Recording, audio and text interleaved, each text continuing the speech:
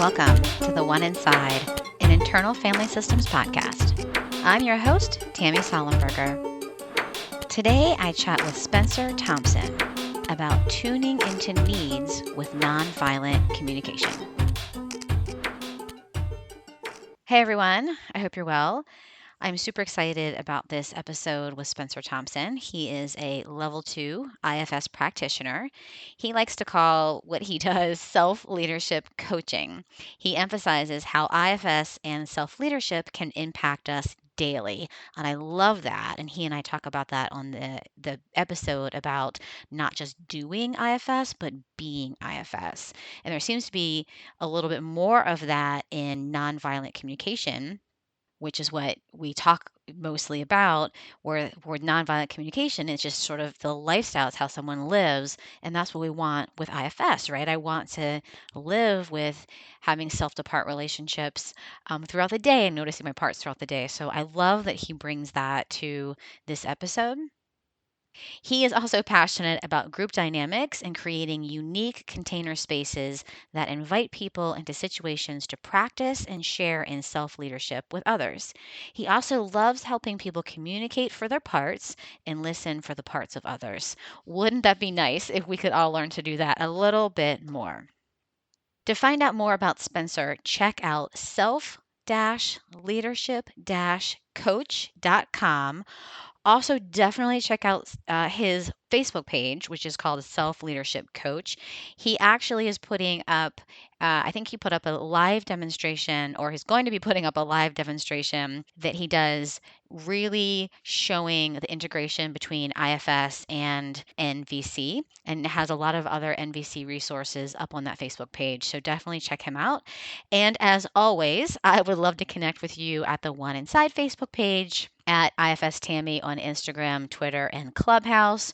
You can also check out the podcast, the last episodes of the podcast, and just join my growing mailing list at tammysollenberger.com.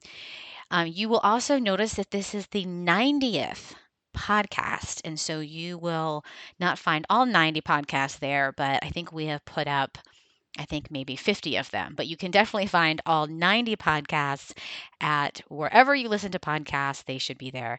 Also, I put on Instagram, or I'm going to, by the time this is out, I'm going to sometime tonight, put on Instagram that on my Facebook page, I got a notice that it was actually my 2-year anniversary for doing podcasts.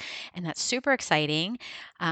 Like probably a lot of you, I've kind of lost this past year. And so someone was asking me how long I've done the podcast, and I was like, I think it's been a year, maybe a year and a half. Actually, no, it's been 2 years. And so as we celebrate the 2 years of the One Inside podcast, I wanted you to know that this is the 90th, which is super exciting. And there's been 150,000 downloads, which is unbelievable. So I'm just going to celebrate that with you. And I'm just so thankful for you as a listener who continues to listen to 90 podcasts and who shares the podcast with your friends and family, who's have done a review and followed me on all the socials and sent me messages and emails. And I just cannot tell you how much I appreciate you listening and just connecting with me. It just makes my heart so happy. It means so much to me. Enjoy number 90.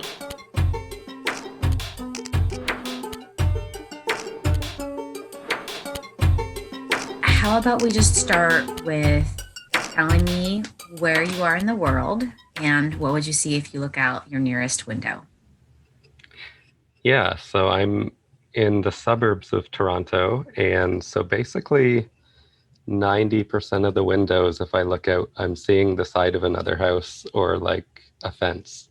But actually the closest window to me now is the one where I can see between houses into like this pond where like all the overflow water runs, and there's like some, frogs and birds and wildlife down there. So it's a nice little place, and my dog likes it down there. So That's great. yeah, that's our one little window into something other than brick here.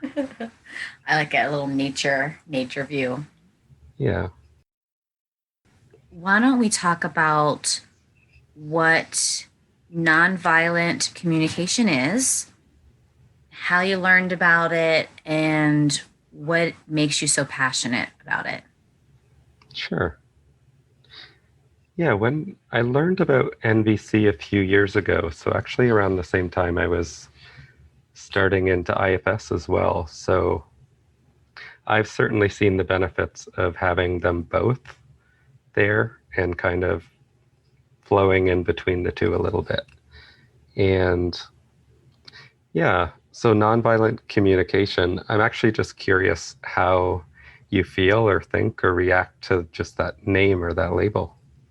Um, well, that's such a great question because I didn't know anything about it, and so I was Google. My first thought was it was for. All right, this is a part of me that's like, I wasn't going to tell you this because I felt so stupid, but a part of me thought it must be the program for like violent offenders.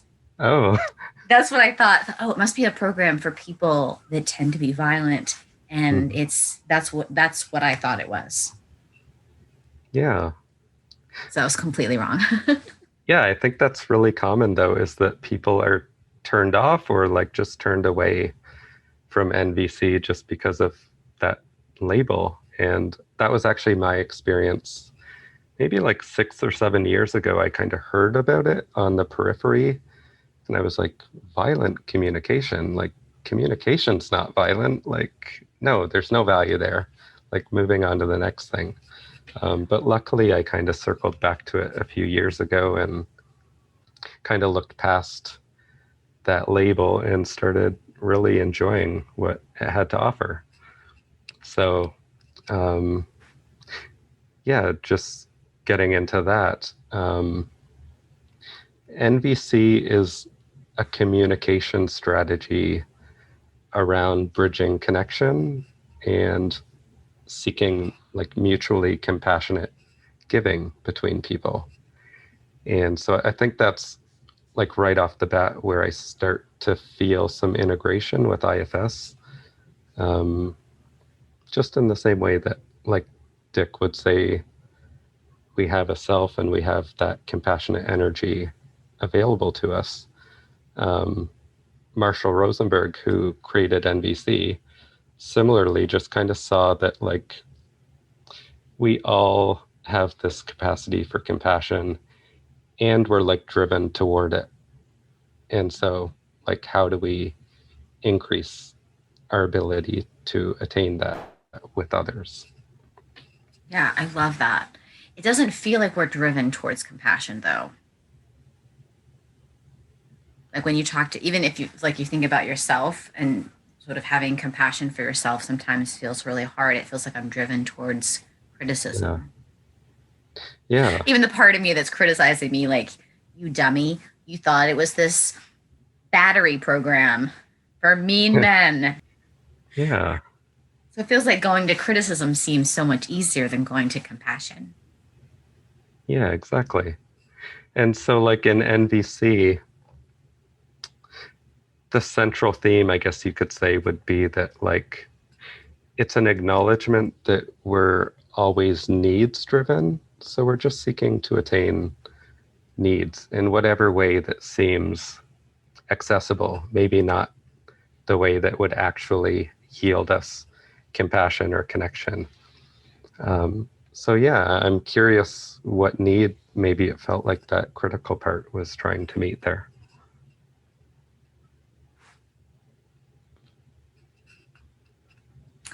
Yeah, and that's such a good question.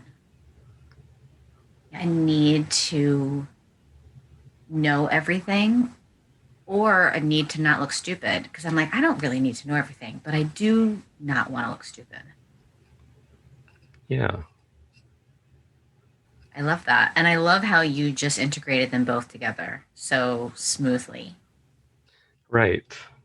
And I'm sure you do a lot of it like just intuitively in your parts work and your IFS therapy and stuff. But um, yeah, hopefully just kind of going through some of the NVC steps, you'll start to see that and really crystallize some of that. So tell me about, can we walk through the steps? Is that something we can Yeah. do? Okay, can we do that? Let's do that. Yeah. So you read about the OFNR, which is kind of like, that's NVC's version of like the 6 Fs in a sense. Like that's the mechanics, that's the process. Okay. So yeah, like the first step is just to make an observation. And one of the distinctions that we're really drawn to there is observing without judgment, not providing interpretation, not providing evaluation, but just making an observation of what is and what's bringing life to our parts and our feelings in the moment. Yeah, I love that. So I was just pulling up the really cool worksheet that you sent me. And I love that instead of the I feel when you so can like sort of that kind of typical emotional or communication statement that we do, right? Like I feel when you I feel this when you do this, so please, do this. Mhm. I liked that because the observation, it sounds like I'm even observing what's happening inside of me. Is that, could I sort of speaking for that? It's almost like the observation is part of speaking for parts, maybe.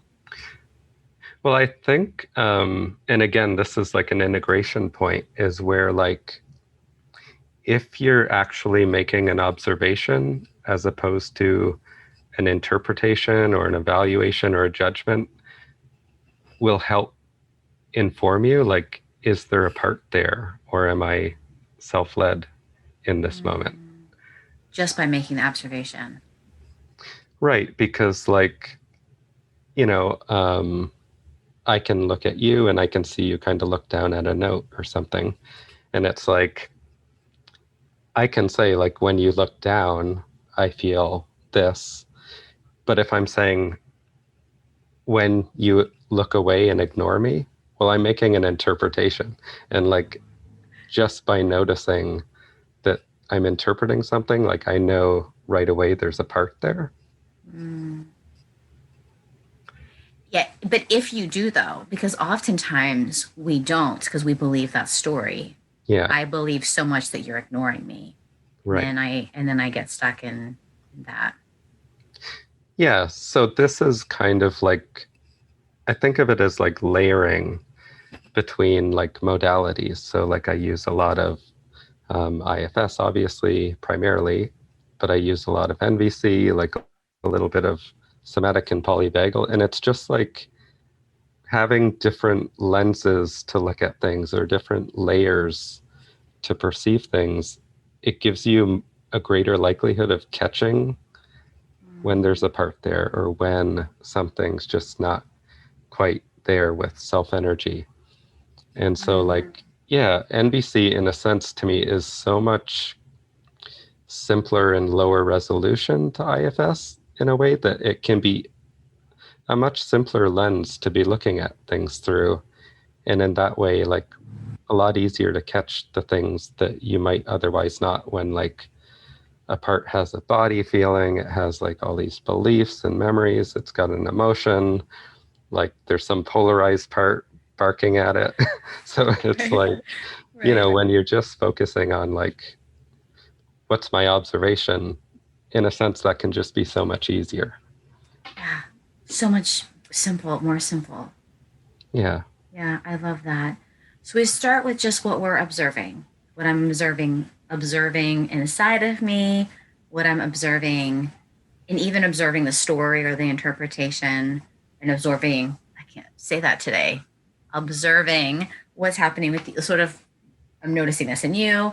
And so then what happens then? Yeah. After the O, that's the O. Right. So on to the F, and that's the feeling. That's where our deeper need, it's kind of like the trailhead into the need, is what we're feeling um, in that moment of the observation. And so one of the things that in the early days of NVC anyways, and I think they're shifting out of that now, was it was very like verbal, like put a name to the feeling, which I think certainly has value in having that vocabulary. But one of the developments I think is really enhancing NVC right now is kind of that way of being more embodied and a little more openness, just to be like, yeah, I'm feeling like there's a squeezing in my heart, or there's like tension in my neck, and a little more openness there. Not just feeling like from the feeling wheel. Yeah. And like fundamentally, our feelings are what's honest.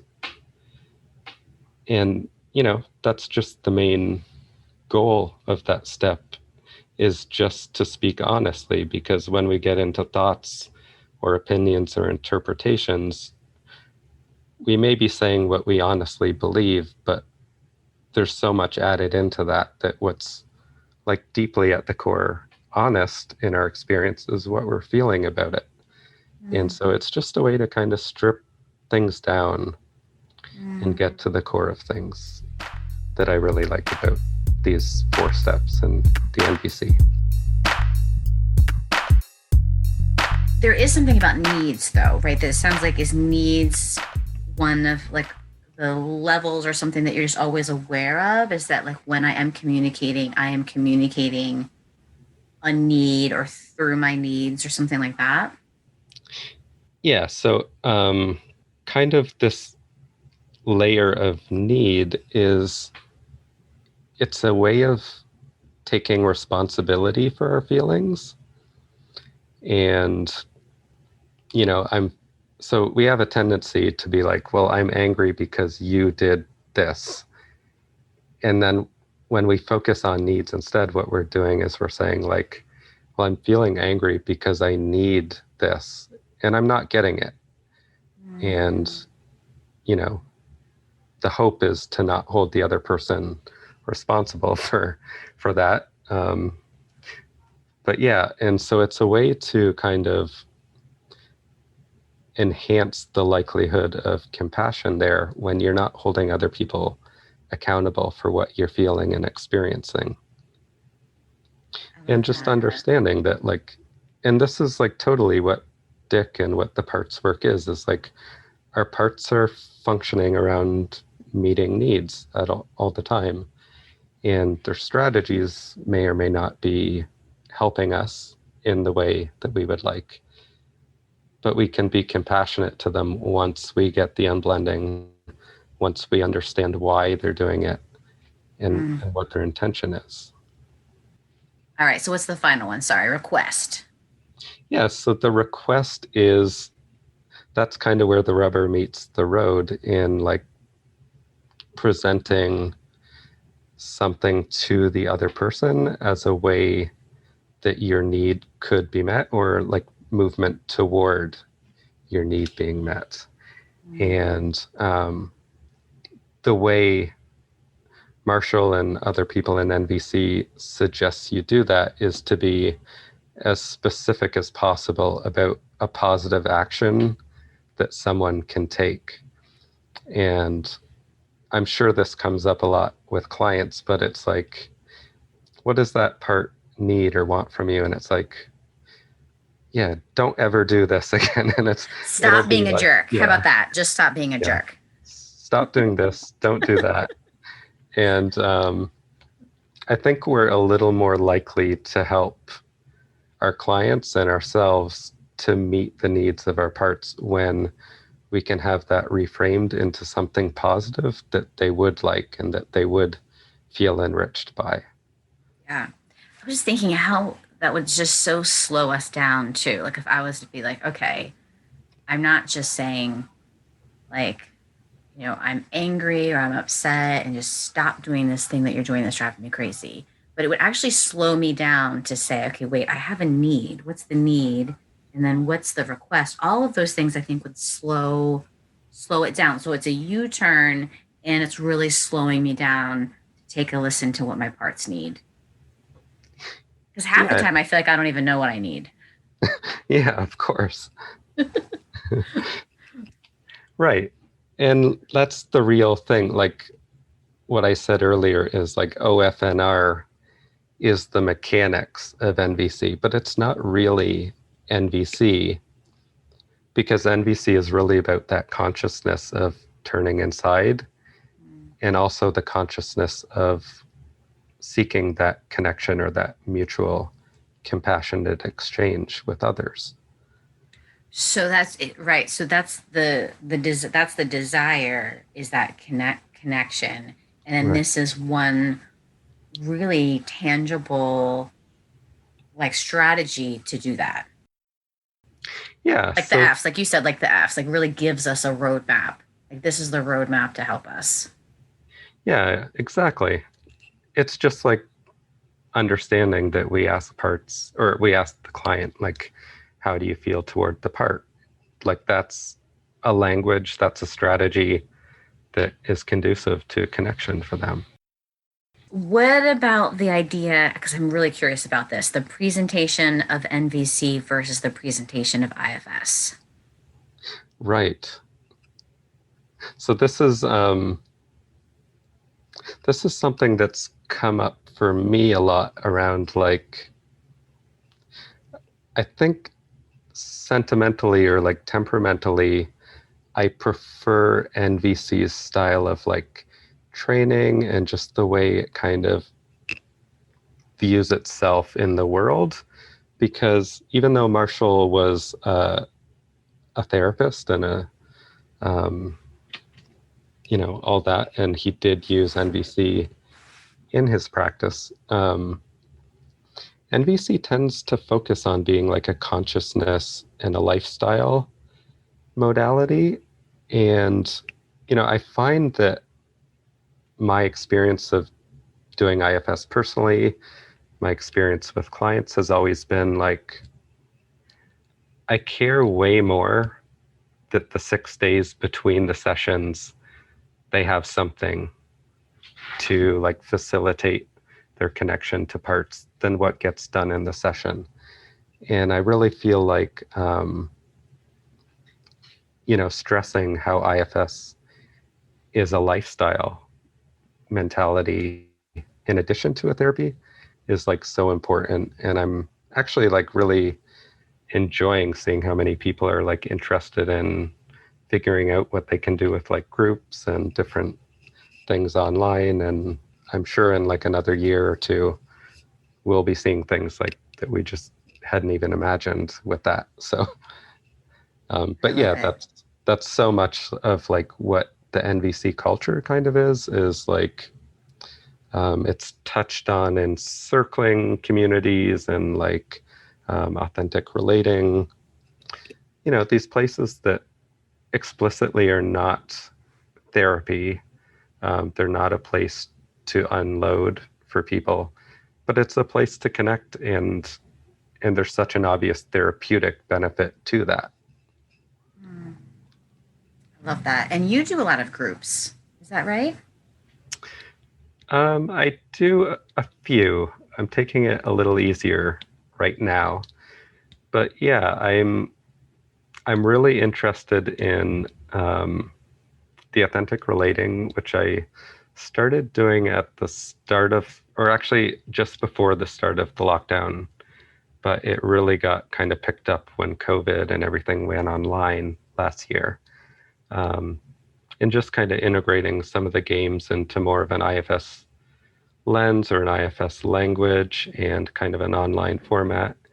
And yeah, I've really found that there's little skills in the consciousness mentality and the kind of tuning in and expression that really lends itself to people when they are in that client chair in their IFS sessions. Like, yeah, I was in that group and I was like experiencing all these people kind of tuning in and speaking for what came up. And it's like some people were in the body and some people were, expressing themselves one way or another.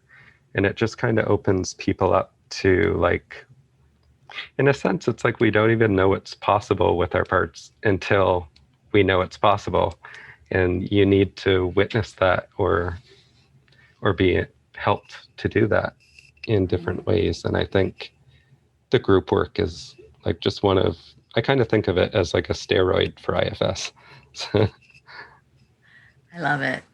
Do you want to say something about authentic Was it authentic communication that you're talking about? Or the Um, authentic groups that you're talking about? yeah, so I've done a little bit of both. The authentic relating is like That's it. I was like, what's the word? I couldn't think of it. Okay, authentic it's relating. yeah, that's kind of like there's little structures that we kind of call games. Um, a little bit of a misnomer, but um, yeah, so we create little structures around how people tune into things or how they express for things. And it's just a way to kind of tune into what's there in the moment and how to speak for that in the moment. And so and then obviously like the group aspect, it kind of creates this opportunity for your parts really to witness that what they expect to happen if you're vulnerable, if you tune in, if you're expressive or honest about something, that like, well, what actually happens when you do that? Mm. And what happens when you're in the presence of someone else doing that?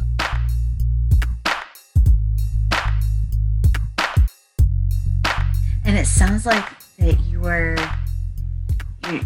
you are integrating these three. Like they're all making so much sense in this way. Like the integration just feels really natural and organic. Yeah, it's like really very seamless to me. And again, I really think of IFS, it's funny because clients will say, like, I didn't do any IFS this last week. And it's like, can you tell me more about that? And it's like, yeah, like I just didn't feel like I had an hour and I couldn't get focused and sit. And it's like I really want to get past that mentality that doing IFS means like you need to set aside an hour and you need to go through all these steps and all these questions and all that. Because to me, like IFS is a practice of being conscious, being aware, and tuning in. And so a lot of the group work that I enjoy is just creating different containers, different atmospheres where you start to expand on that more so that it becomes more familiar to you, a little more intuitive to you. I love that. That's exactly what you're saying, though. It's not just like a therapy. Like I go to therapy and I do my IFS work, and then I go and live my life. It's a lifestyle of just noticing that I want to sit down for an hour, noticing that I got too busy and I get really distracted and I can't do it. Okay, like just all of that is doing, which I'm putting in quotes, doing IFS is that right? Like you probably like with NVC, you probably wouldn't say I'm doing NVC when I'm just having a conversation with my friend about whatever sort of thing I'm having a conversation with them Yeah. about. You probably Yeah, wouldn't I'm say like, that. You say we're connecting, and this is just how we do it. exactly. And like, I'm so glad that you mentioned that because there's like a quote in NVC, which is like, I know I'm going to get it wrong, but it's something like, we don't try to do NVC, we try to be NVC. Yeah. And that's really the way I approach IFS as well. Hmm. I'm guessing this doesn't happen for you, but I was just thinking how often it happens for me that I'm like, okay, I'm talking about IFS right now with you. I'll talk about it with my clients, or I'll do IFS with my clients, or I'll do it in my own therapy, or sort of I have all these IFS things, but Mm. am I doing, I think I have a critic again, talk about the critic who's around today, I guess, around who's like, right, you do all these IFS things, but are you really doing IFS in, when you pick up your son from school and bath time and all the things that happen from 3 till 9 o'clock at night? Is there any IFS happening? Yeah, But yeah, I love thinking of it differently. yeah, that's so interesting.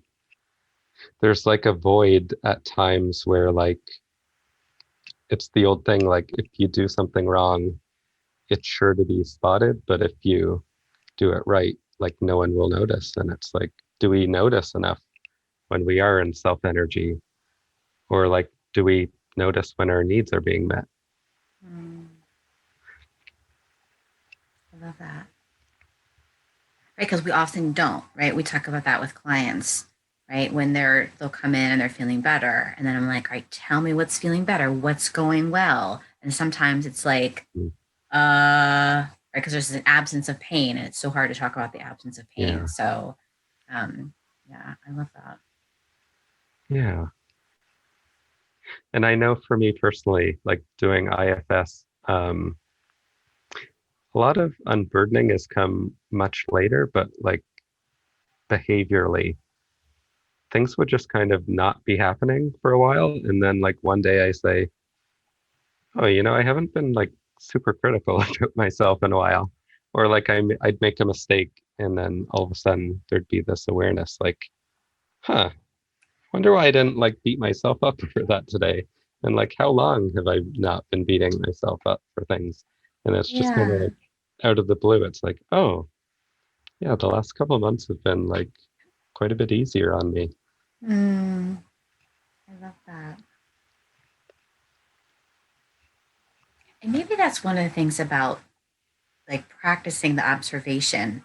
Like if we're practicing it in like with relating and connecting, then it would almost build that observation muscle. So then we can observe when we're blended with parts, or we can Yeah. observe when we do have more self energy and more self energy online. Sort of it would, yeah. And then then we're paying attention to that critic hasn't been around for a while. And what have I been noticing? Or I've noticed I've been softer. Hmm. Yeah. And just going back to the observation, I think like having it as an intuition, like something we go to often, one of the real benefits to that for like clients or for ourselves in our parts work is like, I don't even want to call this a problem because that's the wrong way to frame it. But like, you're working with a part and things are starting to get deep. And then it's like the polarized opposed part pops up and it's like, wait a minute, you're not buying into all this. And like, stop listening to this. Like, it's wrong. And it's like, well, why does the part feel like it needs to stop you from listening? Is it because you have a tendency toward interpretation, you have a tendency toward kind of giving in to like the way we see things through our parts instead of like that clarity, which really is what we're talking about when we're talking about making an observation, is like, wouldn't your part trust you a little more if you demonstrated that clarity on a regular basis? Is there anything you want to say? I feel like you kind of already did, but some similarities and common ground of these two models of IFS and NVC? Yeah, I do want to highlight there's a quote about NVC that I think just stands out to me totally, which is to practice NVC, we must abandon the goal of getting other people to do what we want. I don't like that. Yeah. That's a stupid goal. Yeah, and I was just kind of feeling curious about like if you were going to rephrase that to an IFS thing, like in order to practice IFS, we must abandon, like how would you complete that sentence? I don't think we abandon anything, right? Like all parts welcome, no parts left behind. Well, that's true. Yeah, maybe the abandon doesn't fit there. I can't think of anything, to be completely honest. Hmm. Does something come up for you? Well, the resonance of that to me is like in order to practice IFS, we have to abandon like our agenda. Okay. Yeah. And so as you say that, I think abandon like getting it right. But then that's a part, right? A part that's like you have to get it right. Yeah. But then I want to be curious about that part that says you have to get it right. Hmm. Yeah. And I think that is, in a sense, abandoning the need to get it right for the curiosity toward that. Um, but yeah, that really stems around like, again, something so useful is when we're making a request, our goal is not to get a yes or an agreement from the other person. It's Why are you it's for laughing?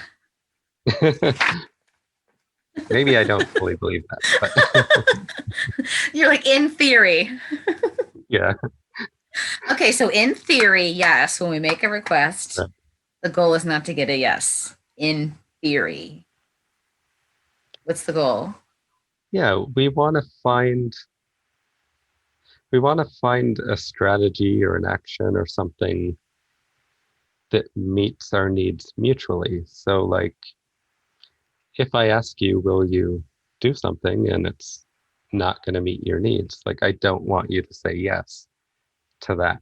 And if I do, then it means I wasn't actually making a request because, I wasn't willing to hear a no or a negotiation on that.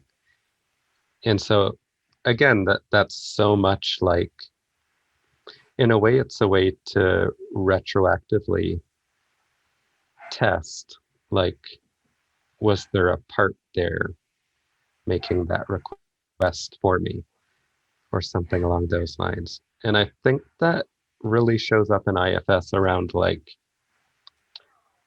the question of asking parts to step back, um, which I don't like to do.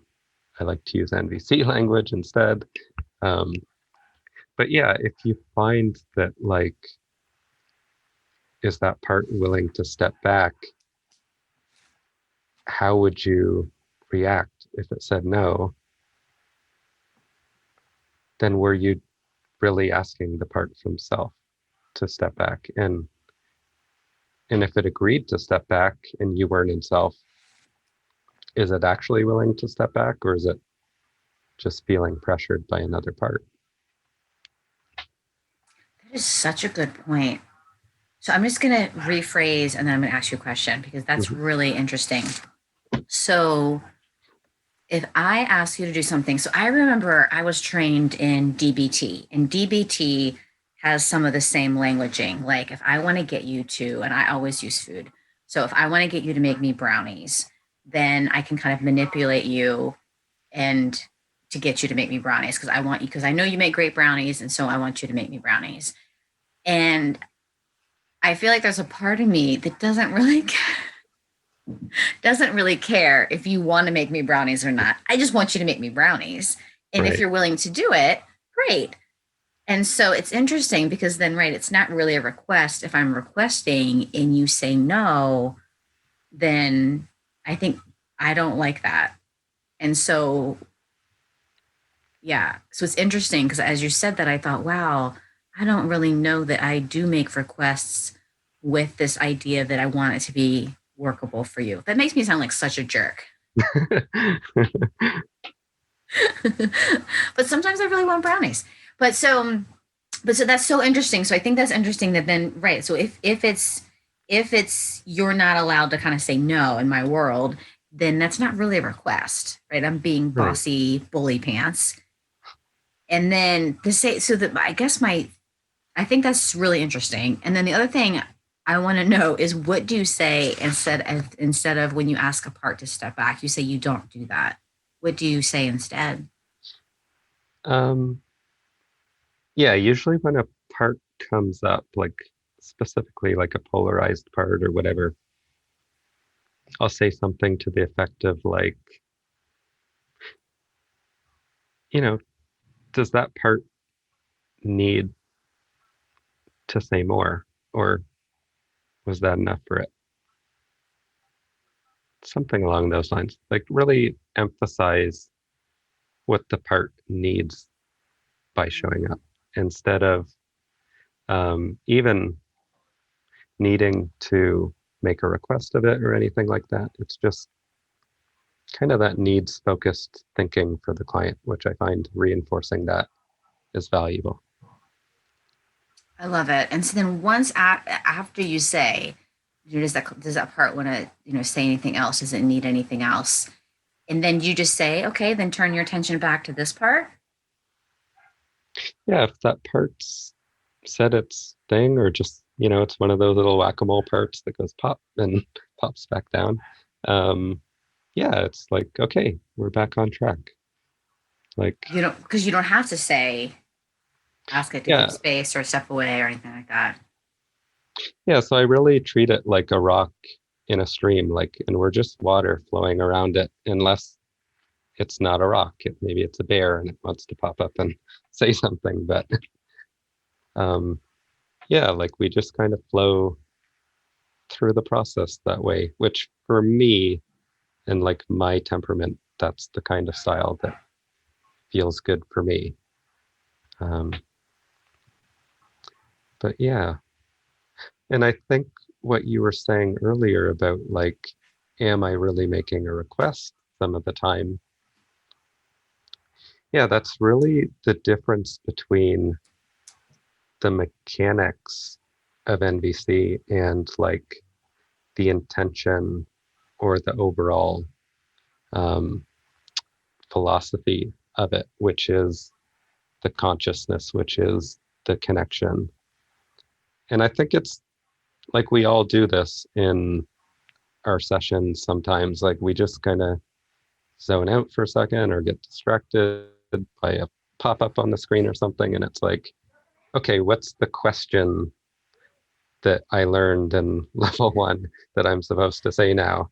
And it's we kind of go into this autopilot. And so yeah, we're doing the mechanics of IFS there, but we're not really being IFS in that moment.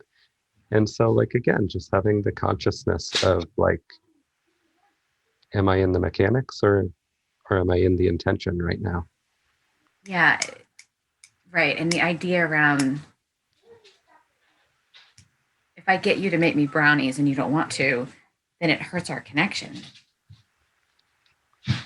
Right. So yeah, this is something that comes up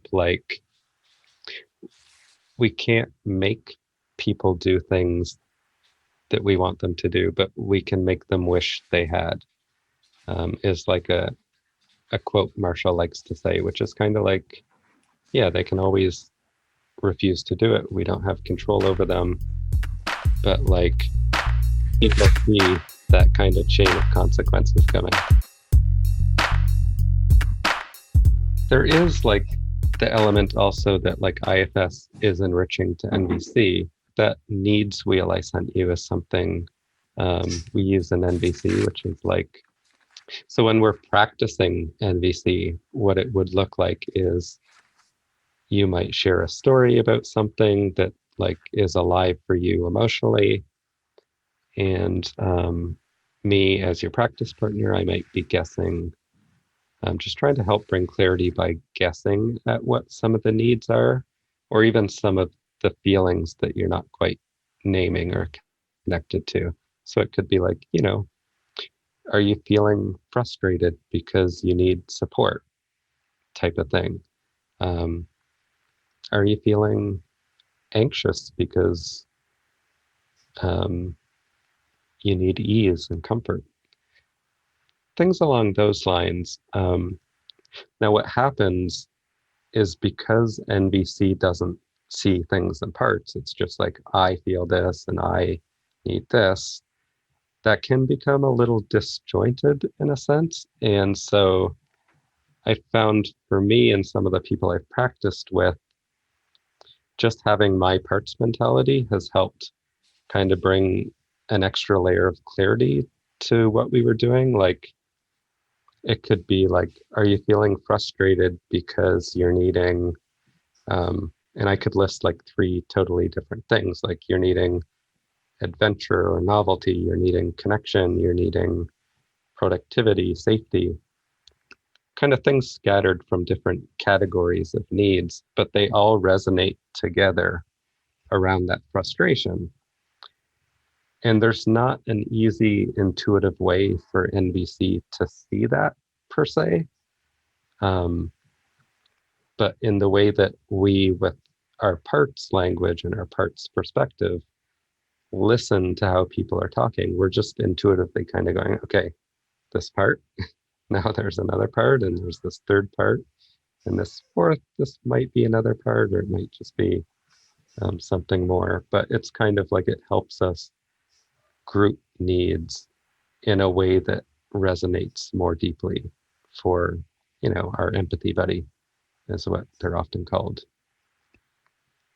I like it. So you're listening, like, so if I have my IFS lens on, I'm listening for parts. And so with your NVC lens on, you're listening for needs, and you're listening for parts too, but you're also listening for needs. Yeah, I'm really listening. Well, there's a few different things, because I'm listening for, is someone making an observation or like an evaluation? And then, what does that tell me about if that's the same part, a different part, or whatever? The feelings, I'm probably not looking at that terribly differently. But yeah, just around like needs. And again, I find that with clients, especially in those 6 days between sessions, if they understand to focus on needs, it can shift them from a sense of like, oh, I notice I've been upset now or today or this week, to like really acknowledging that part that's upset, because they have something to tune into that's like that layer deeper beneath that need. And so that can really be like the difference between meeting with a client and saying like, what parts have been up this week? And it's like, well, I was upset, and then I was anxious, and then I was this, to being like, yeah, I connected with this part that was upset, and like I really needed more support or more understanding, and just things like that. And so, yeah, I really think a lot of IFS people are already focused on needs as is, but it's kind of like a a point of the steps and the 6F in the way we think about it. And yeah, just again, it's like there can be so much complexity to like um, fleshing out a part and getting to the point of that need, that if you also have like another way of doing things to like tune in a little deeper to the need, and then you can kind of fill it in the other way around. And so that's a really good way to get unstuck when that fleshing out process or the unblending process is not going smoothly. I love it. I actually really like that. I love that, giving it like as another unblending tool for clients, and then also just thinking of it, it's unblending, it's a U-turn, and it's empowering, right? It's not just Yeah. that I'm upset, and I talked to a kid today who's like finally back in school, and now her parents have COVID. She's quarantining in her room. The boy that she just asked someone else to like, not a good time for her to be stuck in her room, and she's so much anxiety up. And that idea of like, if she was able to say, okay, what is it that this anxious part needs, and how can I, what needs am I having, and how can I meet those needs, that would have felt like she's a little more grounded instead of Yeah. like, which is totally understandable. But I love that. I love it. It sounds so simple. Yeah. And it's also just a great way to check in with our parts too, like ending a session, because people can be very specific about like, feels like the part needs me to do this or stop doing that. And it's like, well, what is it that they need on a deeper level? Like, is it just reassurance? Is it acceptance? Is it belonging, support? Um, things that can kind of show up in our day-to-day life a little more, so that it's not just something we're doing 15 minutes before bed when we kind of settle in, or like we have to set time aside for. But yeah, just feeling into our needs creates this space of like our parts are there in the room with us, and we can just tune in so much more easily. I know I have a part up that's like, oh, the NVC people are going to be like so disappointed by how I explained it, because like, but anyways, that's totally Oh, coming up, like with putting it in an IFS lens. okay. Um, Well, maybe so there's a part that wants to take care of, wants to mother your that part by saying, well, this is an IFS podcast. So maybe that yeah, would help that part. yeah. So I'm just kind of reminding, like, after I listened to your last podcast, actually, which won't be in order for people listening to this, but um, you mentioned a couple books, and I was like, oh, that sounds so interesting. I want to like pick up those books and look through them soon. And so, yeah, like my hope is that people will seek out um, videos or audiobooks or books or whatever Yeah. by Do you have Marshall. any you recommend? Yeah, I mean, there's like a lengthy workshop video on YouTube with Marshall, and he's got his giraffe and jackal puppets and everything. Like, it's full NVC Wow. experience. Okay. Um, the main book called Nonviolent Communication, A Language of Life, is on Audible and obviously everywhere else in paper. So yeah, I really encourage people to just look into it and start to maybe try it out as a different lens, especially around places where you or your clients are stuck with our parts. I love it. And then what about if people want to know about what you're doing and more about you, how do they find you? Yeah, I'm most consistently on Facebook. I have a page there, and I And what's the am, name of your page? Is it just Spencer Thompson or do you have a different? yeah, it's under my name. It says Self-Leadership Coach. Okay.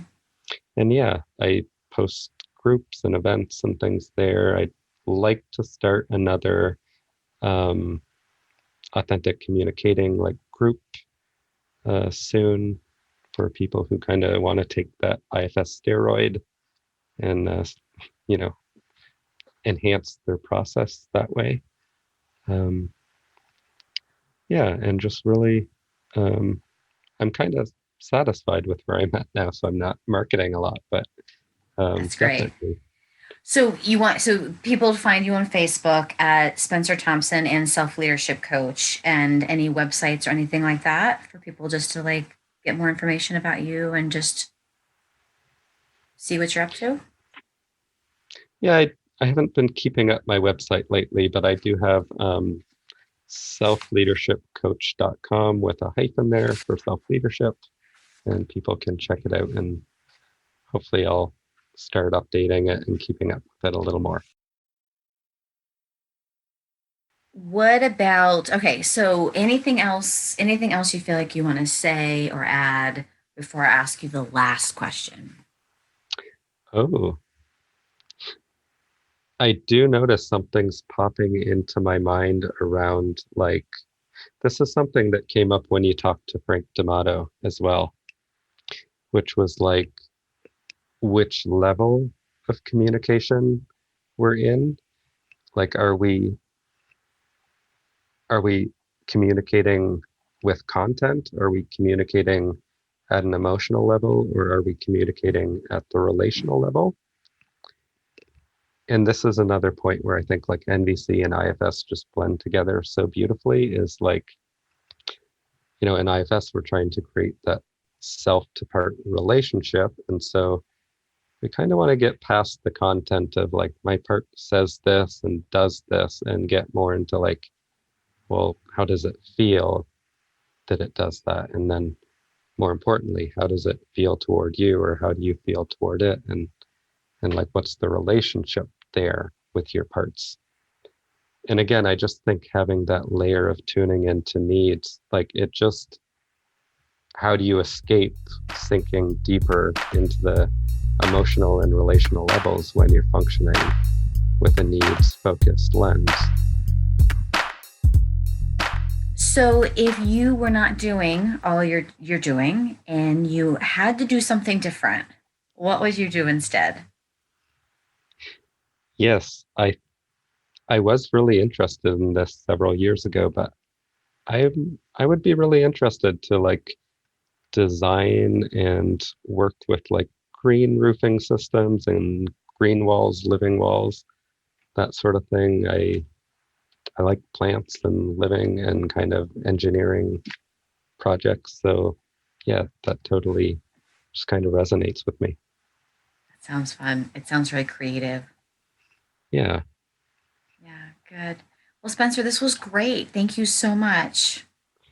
Yeah. And I'm feeling a lot of joy and gratitude because this conversation has met my need for expression and learning and adventure. So thank you. Oh, good. That's good. That makes me so happy.